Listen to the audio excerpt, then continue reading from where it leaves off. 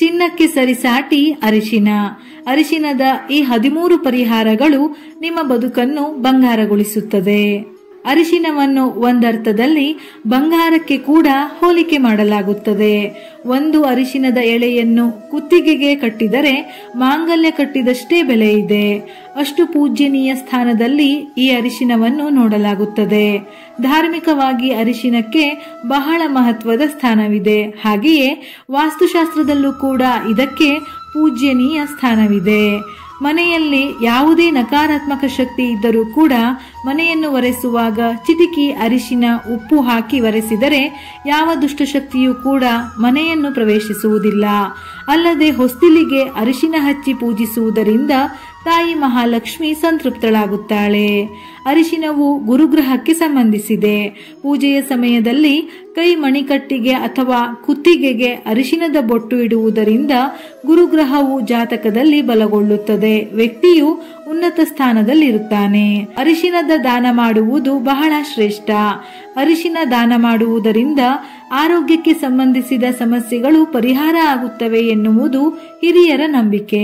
ಗುರುಗ್ರಹದಲ್ಲಿ ದೋಷಗಳಿದ್ದಾಗಲೂ ಅರಿಶಿನದ ದಾನ ಮಾಡಲು ಹೇಳಲಾಗುತ್ತದೆ. ವಿವಾಹ ಸಂಬಂಧದಲ್ಲಿ ಅಡೆತಡೆಗಳು ಎದುರಾಗುತ್ತಿದ್ದರೆ ಹಣೆಗೆ ಅರಿಶಿನದ ತಿಲಕವನ್ನು ಇಡಬೇಕು. ಇದು ವಿವಾಹಕ್ಕೆ ಸಂಬಂಧಿಸಿದ ಸಮಸ್ಯೆಗಳನ್ನು ಪರಿಹರಿಸುತ್ತದೆ. ವಿವಾಹ ವಿಳಂಬ ಅಥವಾ ಕಂಕಣ ಭಾಗ್ಯ ಕೂಡಿ ಬರಲು ಏನೇ ಅಡೆತಡೆಗಳಾಗುತ್ತಿದ್ದರೂ ಇದರ ಪರಿಹಾರಕ್ಕಾಗಿ ಗಣೇಶನ ದೇವಸ್ಥಾನದಲ್ಲಿ ಪ್ರತಿ ಗುರುವಾರ ಅರಿಶಿನ ಅರ್ಪಿಸಬೇಕು. ಶೀಘ್ರವಾಗಿ ಸಮಸ್ಯೆ ಪರಿಹಾರವಾಗುತ್ತದೆ. ಮನೆಯ ಮುಖ್ಯ ದ್ವಾರದಲ್ಲಿ ಅರಿಶಿನದಲ್ಲಿ ಸ್ವಸ್ತಿಕ್ ಚಿಹ್ನೆಯನ್ನು ಬರೆಯಬೇಕು.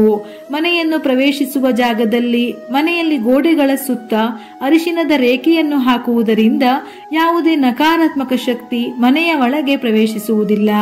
ಸ್ನಾನ ಮಾಡುವ ನೀರಿಗೆ ಚಿಟಿಕೆ ಅರಿಶಿನ ಹಾಕಿ ನಂತರ ಸ್ನಾನ ಮಾಡಿದರೆ ದೈಹಿಕ ಹಾಗೂ ಮಾನಸಿಕ ಒತ್ತಡಗಳು ಕಡಿಮೆಯಾಗುತ್ತವೆ. ಬಹಳ ಹಗುರವಾದ ಅನುಭವವನ್ನು ಪಡೆಯುತ್ತೀರಿ. ಮನಸ್ಸು ಪ್ರಶಾಂತವಾಗಿರುತ್ತದೆ. ಅರಿಶಿನದ ಕೊಂಬಿಗೆ ಮೋಲಿದಾರವನ್ನು ಸುತ್ತಿ ರಾತ್ರಿ ಹೊತ್ತು ಮಲಗುವಾಗ ತಲೆ ದಿಂಬಿನ ಕೆಳಗೆ ಇಟ್ಟುಕೊಂಡರೆ ನಕಾರಾತ್ಮಕ ಶಕ್ತಿಗಳು ನಿಮ್ಮ ಹತ್ತಿರ ಸುಳಿಯುವುದಿಲ್ಲ. ಕೆಟ್ಟ ಕನಸುಗಳು ಕೂಡ ಬೀಳುವುದಿಲ್ಲ. ಸೂರ್ಯನಿಗೆ ಅರಿಶಿನ ಬೆರೆಸಿದ ನೀರನ್ನು ಅರ್ಘ್ಯ ನೀಡಿದರೆ ಆರೋಗ್ಯ ಸಮಸ್ಯೆಗಳು ಕೂಡ ನಿವಾರಣೆಯಾಗುತ್ತವೆ. ಅರಿಶಿನದ ಜಪಮಾಲೆಯೊಂದಿಗೆ ಯಾವುದೇ ಮಂತ್ರ ಜಪಿಸಿದರೂ ಅಚಲವಾದ ಬುದ್ಧಿಶಕ್ತಿ ಪಡೆಯಬಹುದು. ಇದರಿಂದ ಏಕಾಗ್ರತೆ ಹೆಚ್ಚುತ್ತದೆ. ಹಣಕಾಸಿನ ಸಮಸ್ಯೆ ಎದುರಿಸುತ್ತಿರುವವರು ಅಥವಾ ಅನಾವಶ್ಯಕವಾಗಿ ಹಣ ಪೋಲಾಗುತ್ತಿದ್ದರೆ ಕೆಂಪು ಅಥವಾ ಹಳದಿ ವಸ್ತ್ರದಲ್ಲಿ ಅರಿಶಿನದ ಕೊಂಬನ್ನು ಕಟ್ಟಿ ನೀವು ಹಣ ಇಡುವ ಡಬ್ಬದಲ್ಲಿ ಇಡಬೇಕು. ಆ ಡಬ್ಬವನ್ನು ಈಶಾನ್ಯ ದಿಕ್ಕಿನಲ್ಲಿ ಇಡಬೇಕು. ಇದರಿಂದ ಹಣಕಾಸಿನ ವಿಚಾರದಲ್ಲಿ ಬಹಳ ಉತ್ತಮವಾದ ಬದಲಾವಣೆಯಾಗುತ್ತದೆ. ಯಾವುದೇ ಕಾರಣಕ್ಕೂ ಅಡುಗೆಗೆ ಬಳಸುವ ಅರಿಶಿನವನ್ನು ಪೂಜೆಗೆ ಬಳಸಬಾರದು. ಪೂಜೆ ಹಾಗೂ ಅಡುಗೆಗೆ ಪ್ರತ್ಯೇಕವಾದ ಅರಿಶಿನವನ್ನು ಇಟ್ಟುಕೊಳ್ಳಬೇಕು.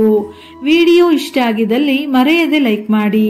ಹೆಚ್ಚಿನ ಮಾಹಿತಿಗಳಿಗಾಗಿ ನಮ್ಮ ಫೇಸ್ಬುಕ್ ಪೇಜ್ ಅನ್ನು ಫಾಲೋ ಮಾಡಿ. ಉಪಯುಕ್ತ ಮಾಹಿತಿಯೊಂದಿಗೆ ಮತ್ತೆ ಭೇಟಿಯಾಗೋಣ.